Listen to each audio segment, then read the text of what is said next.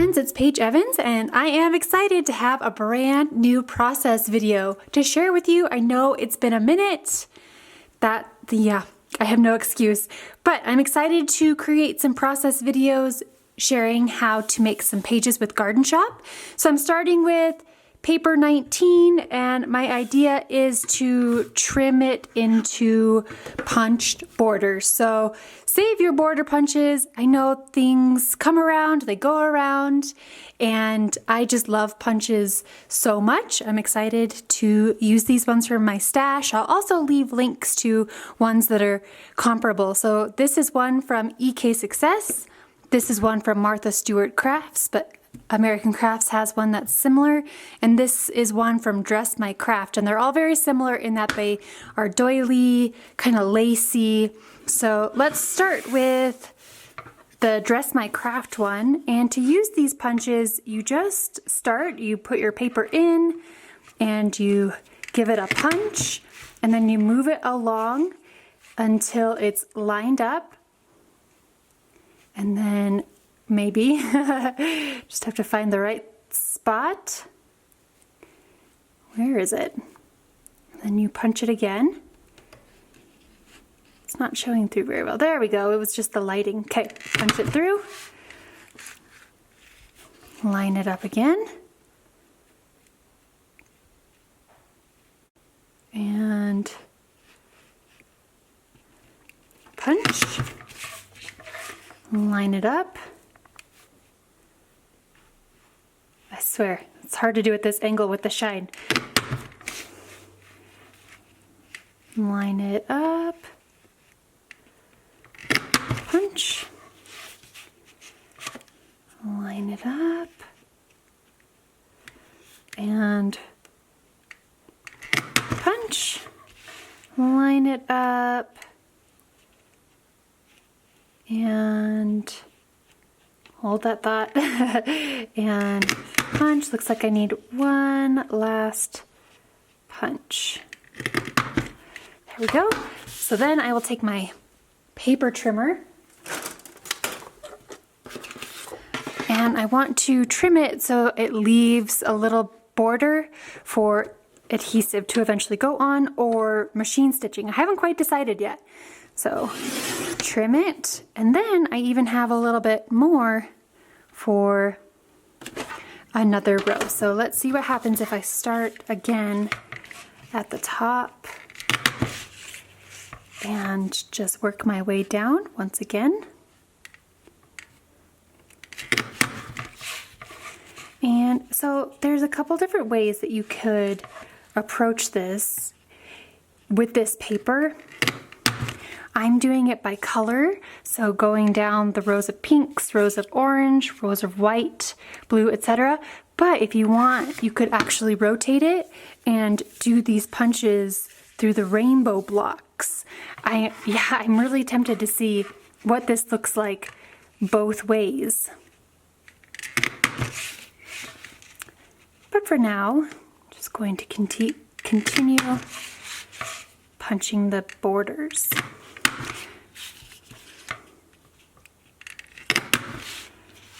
And one last punch.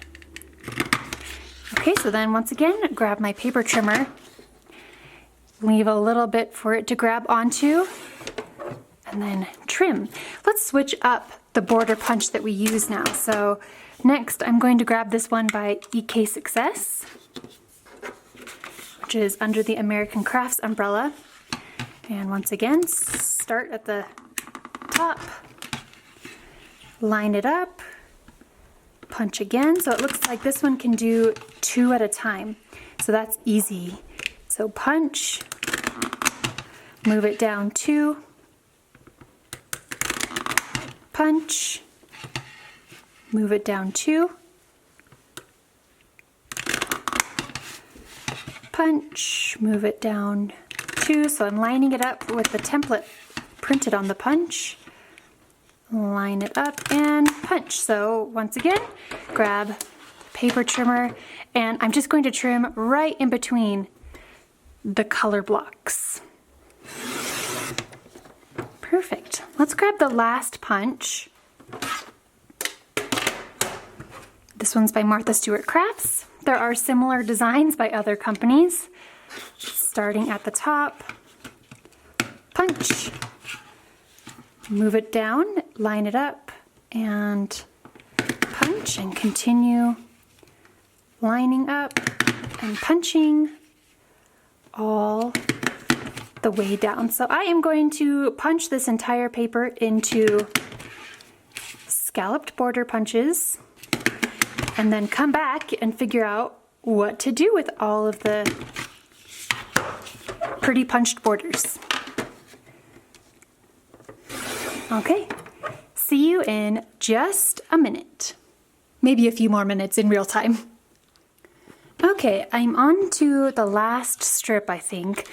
I'm gonna try and get one more after this, but that's definitely cutting it a little close with the manufacturing strip on the opposite side.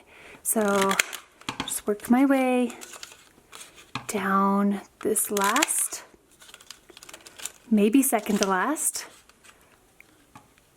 strip of paper, and then we'll see what happens when I trim it off. We'll grab the thinnest border punch to see if it will make something usable. Let's trim it as close as I can go to the edge. Yeah, I don't know if my punch is gonna work with this. Although this side is a little bit wider, I wonder if I can get one from this punch. Let's see what happens when I punch it. Oh, look at that, friends. I will be able to get one more from this side, and I'll just incorporate it into the oranges. So just a second. This one's kind of a struggle for me just because of the shininess. So be right back. So I can trim this right in between. I think I can push my luck and see if I can still get one from this. Let's just see what happens. I think it'll be too thin. Yeah, I think that's a little too thin. Okay, well, let me clean off my desk and bring in all of the paper strips. So here is where we're at with all of the punched border strips made from that pattern paper. And while I'm very tempted to use white cardstock from my background, I think I'm going to try and make this pink work. It is paper 20 from my Garden Shoppe collection. So the front is this really pretty floral and the back side is this pink kind of checkerboard. And I always try and challenge myself to use either a pattern paper background and hopefully one that I haven't used before, because there are so many great B-sides. And yeah, I just like that challenge. So first, I'm going to trim off the barcode strip. And then what I'm thinking is layering them diagonally. What I mean by that is, let's see, let's start in the middle and work my way up. So I'm thinking of placing them like this. I'm gonna grab my scissors and have them ready to go. So from corner to corner, obviously one piece of paper, one border punch isn't going to cut it, so I'm going to cut it to make more. So then moving up to the next row, kind of like this, and there will be some excess. But right now I'm not gluing anything down yet. I have this idea in my mind. You can see I didn't place this strip right here because it's all the same punch so far, and I want to vary the punches that I'm using so we get the most amount of texture, the most amount of interest. Let's see, trim it up here and keep working my way up. Awesome. So I wonder if I place this one in the middle, I have a little bit of extra on the sides. So if I trim off the excess from the previous strip, maybe just nudge it a little bit, So I don't have all of my little extra pieces up at the top. I've also got some down here, and it works because this little piece is the same color of orange. Eventually, my paper strips will be long enough to go from edge to edge. We're just about to that point, actually.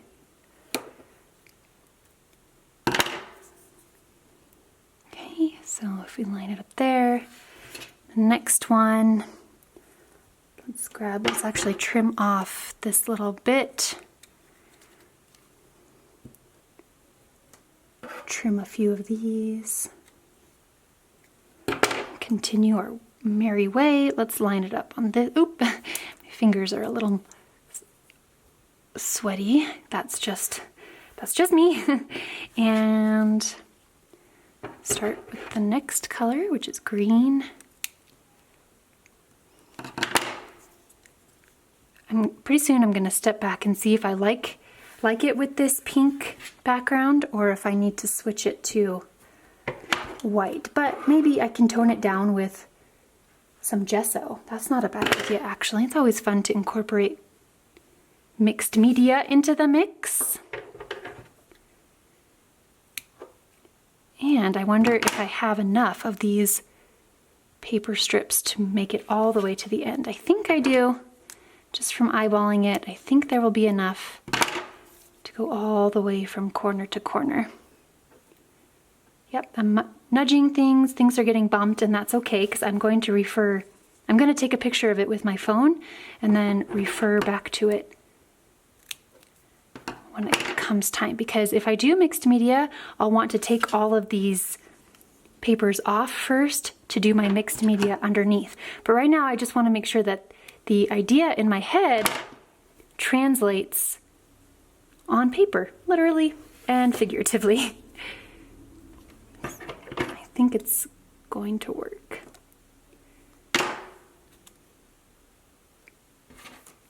Awesome, so now we've reached the point where the paper strips fit all the way across. Just adding a few more. And since I have about 2 rows of every color, and this row is already has those 2 colors, and I still have these paper strips left, I think I'm just going to continue with these ones and then bring in the blues to finish it up. So blue, the next blue, and then finish it up with these dainty doily scallops, maybe? I might go back and add some pink. I've got a pink excess up there, but I'm not going to finish it up right now. I know that I have excess little pieces hanging off the edges, so I can always trim some of these and then finish up this corner. But right now, I think I'm going to take a picture with my phone. I've got that right here, so take a picture with my phone to refer back to, and then move all of these off, and then soften this background with white gesso so that they kind of pop off more, because this side is also really busy, very busy, very busy. Let's tone this side down. Okay. So I'm going to see if I can carefully move these off to the side. It's okay if they're not exactly in the same order, because I took a picture of it to try my best to put them back in the same order. Now I am using gesso from Liquitex. Pop top. Add a little dollop, not the crusty bits. Add a little dollop. I want to focus on the center, but then since this side of the center is covered with the paper strips, work my way out from underneath it. How about underneath the middle, and soften it up on the opposite side.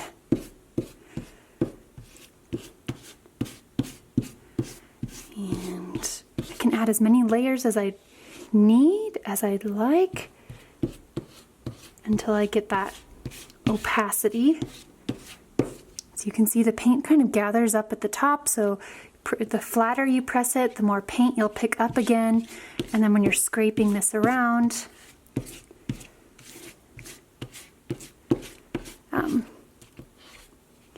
scrape it a little bit more towards the corner.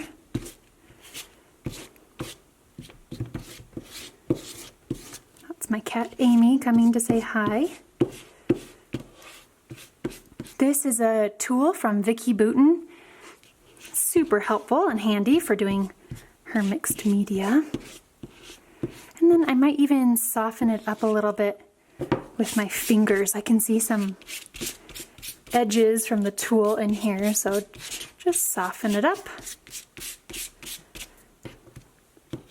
Going to the edges. Perfect. Now I'm going to let this dry. For some more mixed media, I want to use the packaging technique. So for that, you'll need a piece of plastic packaging. I think I've been using this one since my Oh My Heart collection, which came out in like 2017 maybe. And then two of my favorite watercolor sets. This is Tropicals and Pastel Dreams, both by Prima. The colors go really well with all of my collections, and if it doesn't have the exact color in the tin, I just mix it up and make my own color to match. So I also need a paintbrush, and first I want to start with the lightest color, which is yellow. So this yellow is a little bright on the bright side, so I'm going to tone it down with some orange. A little more orange, maybe even bring in some darker, and that looks like it matches the yellows in this collection. So I'm applying it onto some of the packaging, dropping a little bit of water, maybe pick up some more paint, and then flip it over and press it onto the gessoed background. And you need to wipe it up. I forgot my wipes. Just a sec. Okay, so with a baby wipe, clean off your palette. And you don't even have to do this technique, it's just kind of fun. You could always just pick up some color. Let's go for kind of the salmon pink. So I'll start with the red, bring in some orange. That's way too dark. So bring in some of the lighter pink.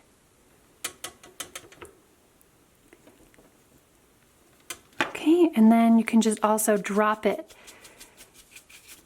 onto. And I also like to splish splash with some paint. Let's grab some of the pink. So the pink is also reminds me of purple. So pick up some of this purple, add it onto the gessoed background. If the paint colors are supposed to blend together, then we'll pick up some of the blue. God, it's kind of like a periwinkle. So periwinkle is kind of difficult for me to create, but purple and blue mixed together creates that nice periwinkle. Maybe pick up some of the lighter blue. That looks pretty good. That matches pretty well with what I wanted.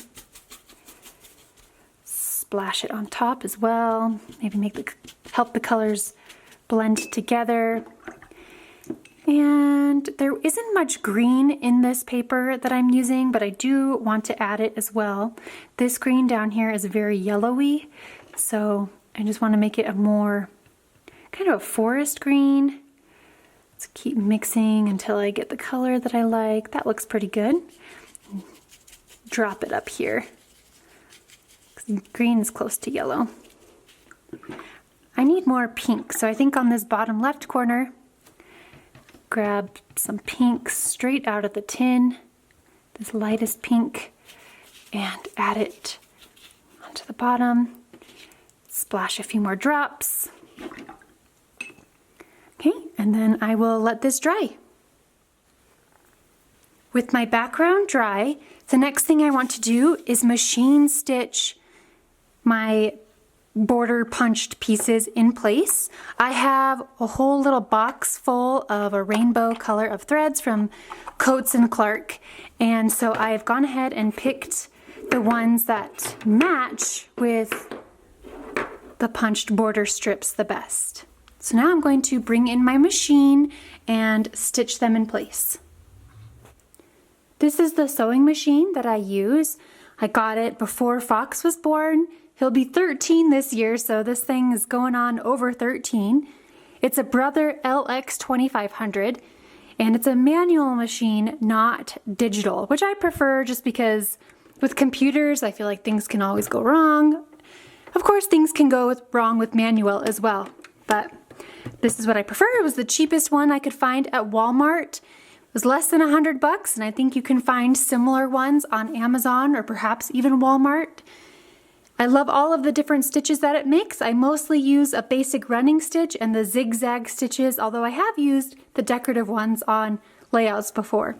The tension is set to 2, and then I just keep my bobbin with white thread, and then I will be changing my threads for this layout for the ones that you can see. And what else did I want to say about this? Oh, the needle is just a standard needle, so when it breaks, I can just replace it with a standard needle. So let me flip it up, and I need to thread it and then bring in the paper for stitching the first strip in place. If I refer back to my phone, I started with the pink pieces and it's stretched across from corner to corner. So it's going to cover the top part of my mixed media. And here was my second piece. And I do want to attach them with temporary adhesive before I machine stitch them in place. Otherwise they'll just get super wonky as I'm trying to machine stitch. So I'm just putting some sticky thumb on the back and make this go from corner to corner. This little piece also needs some adhesive. And it's okay if it's not perfect aligning, it's going to have a little bit of wonkiness to it, this whole layout. It's all about the texture. So now that I have those glued down, bring in my sewing machine, which is threaded with pink thread to match this pattern paper. I'm going to start at this corner, and I'm using the longest basic running stitch, putting my foot down and then pressing the pedal, going right across the top of the paper strips.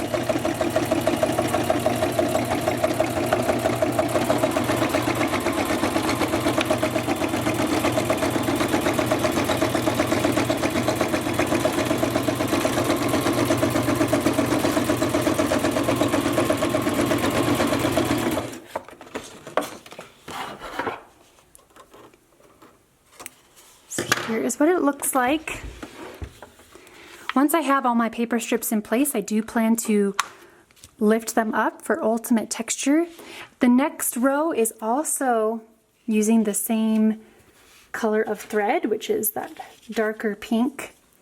So when I place this next row, I'm going to overlap it a little bit so the machine stitching will get hidden, but where it does show through, it's fun. So right now I'm offsetting it so it's not the exact same placement above, offsetting it so the scallops are kind of in the middle and between the previous scallops. Let's just trim off this little bit hanging off. Add some adhesive. I'll just do it in 3 spots. That should hold it down pretty well. And then once again, place it above. Since it's a different shaped scallop punch that I used, it's kind of automatically offset, so you don't have to worry about that. And then run it through the machine again.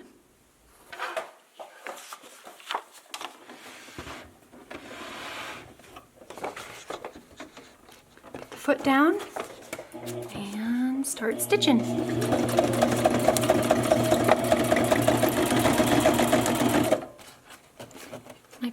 getting a little wonky, so. Once I get to the second strip, moving it up so it's going across the top edge of it.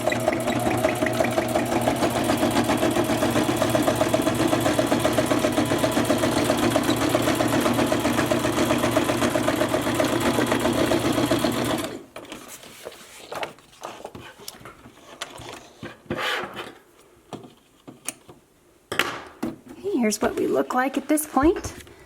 So now my next row is the orange color. So I'm going to change my thread from the pink to this orange and then continue exactly what I've been doing. Remember, we kind of already placed them, so we have an idea of what they're going to look like, but I'll flip them over, add a little dab of adhesive, and then machine stitch them in place until I get all the way up to the top left corner. So I will see you back here when I get to that point. Here is an update of what it looks like after using all the colors. So now I'm going to repeat, keep moving my way up this triangle. So the next one is the pinks and then orange, white, finishing off with blue. Okay, so there is the progress report. My original idea had it ending at blue, but just the way I've overlapped them, I needed some more. So it looks like I will be ending up with orange.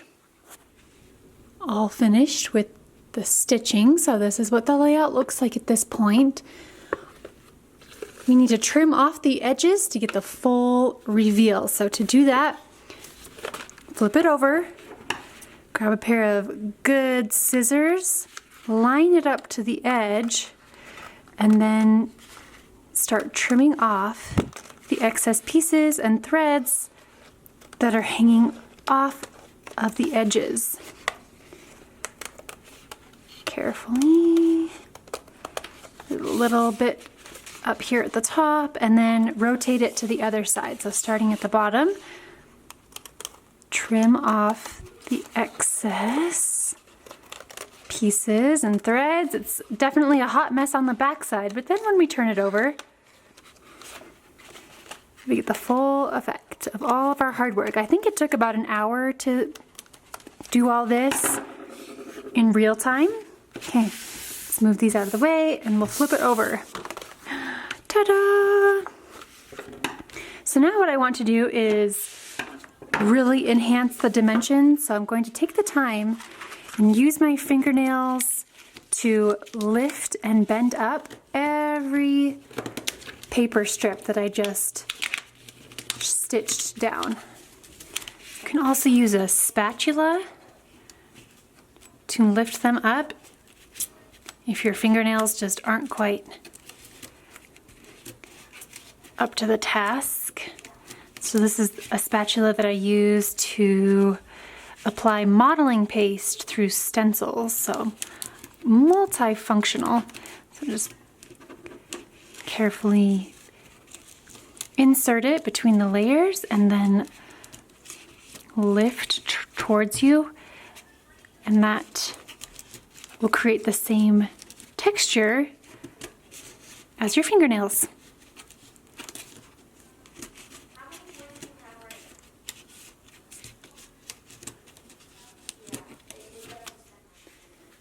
Just by taking the time to do that small, simple step, now you really get to see the texture of these paper strips.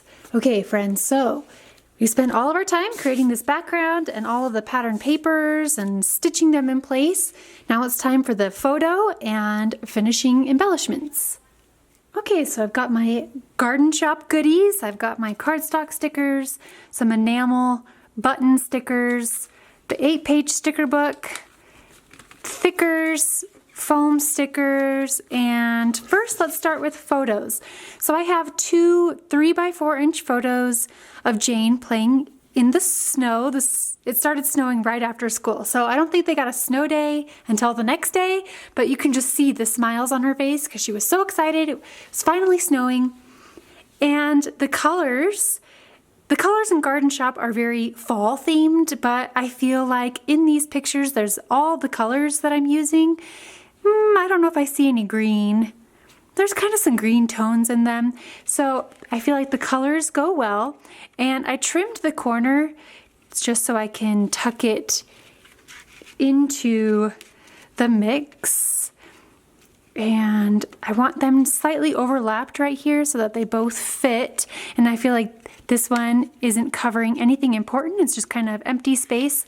If I were to have this one on top, it would cover some of her head. So just going to overlap them like so. And I think I like the way those look there. So grab some adhesive, add it underneath. You've got mail. Let me turn my phone off so it's not making noises. Okay, now I'm just going to start adding bits and pieces that I think would go well with this page that match in color. So from the 8-page sticker book, I know I want to have some journaling, so I'm going to overlap it directly onto the photo so that the photos become incorporated into the design. Also from the 8-page sticker book, there's a page that says all smiles, and she absolutely is, so this works great. I'm just going to start clustering things, balancing all of the busyness on the top left with embellishments on the bottom right. From the foam phrase stickers, let's start with our large title first. I think I like this So Happy. It brings out the blues, especially since this is now going to be a winter themed page. So I have the most space down here at the bottom right. So I'll add it just about here. And then let's add some alphabet thickers that say snow, because we're snow happy about the snow. So S. I like using all of the colors and placing them right above so they're kind of a little wonky. Might even move it over just a tad so my W fits on the page. All right, so then from the cardstock stickers, adding a word that says thankful, because she was super thankful for the snow, as we all were. Speaking of super, let's write the word super above with the mini alphabet stickers that come in the 8-page sticker book. So once again, I want to use all the colors, overlapping it right onto the photo so the photo becomes integrated into the background, into the overall design. And I love these little stickers for creating captions. Awesome. Continuing, just grabbing phrases, stickers, sentiments that I think go along, whether it's the foam stickers or the cardstock stickers, the 8-page sticker book. There's so many little things that will tell the story. And I'm just trying to create a cluster. So I've got, my big paper cluster up there. So let's cluster things down here. Oh, there's a sticker in the cardstock stickers. I think it's a cup of hot cocoa, which is perfect for this snowy day. Okay, underneath the photo, I want to add a little piece of the Rick Rack border sticker. And this texture and more scallops just kind of ties together the scallops happening on the other half of the page. So tuck that right under the photo. Then I think I want to use the buttons. There are 4 buttons from the ephemera die cuts, and I want to use them all because I think buttons go along with winter because you've got buttons on your heavy coat. So just clustering things. Some of them I've spaced out so that they're not touching each other. For example, like these words down here, they're not touching, but sometimes they are overlapping and touching each other, creating little clusters. Okay, what else do I want to add? What else? How about the enamel stickers? and some tiny stickers. So I kind of started with the bigger things, and now I'm coming in with the teeniest things. So I need some more pink up here. There's a lot of blue going on, but I have a lot of colors on this page. So let's add a little round heart sticker, because I love this. I think hearts are always good for layouts. Overlap a little button enamel sticker. Some more buttons to kind of taper out and help your eyes leave this cluster. Flower buttons. There's kind of some empty spaces, so I'm trying to fill those up with these smallest of embellishments. Consider these teeny tiny as well. So overlap that one down at the bottom, rounding out these clusters. I kind of have a little drop of paint right there that I want to hide, so I can hide that easily with a little enamel button.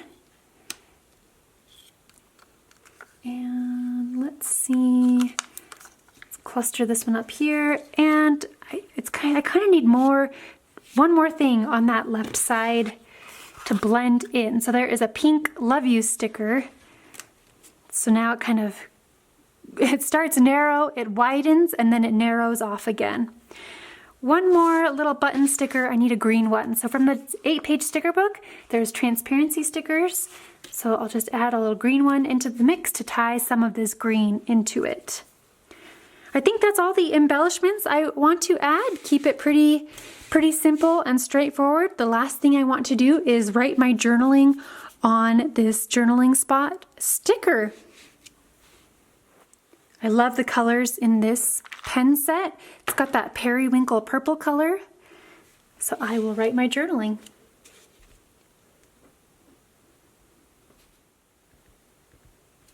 Okay. There we go, friends. That is my finished layout. It's got some really busy parts, but then it's also got some empty parts to help balance it out. I love the texture. I love using Garden Shoppe for creating winter-themed pages. Let me know if you have any questions. Thank you so much for watching, and I will see you again in my next process video. Have a happy scrappy day!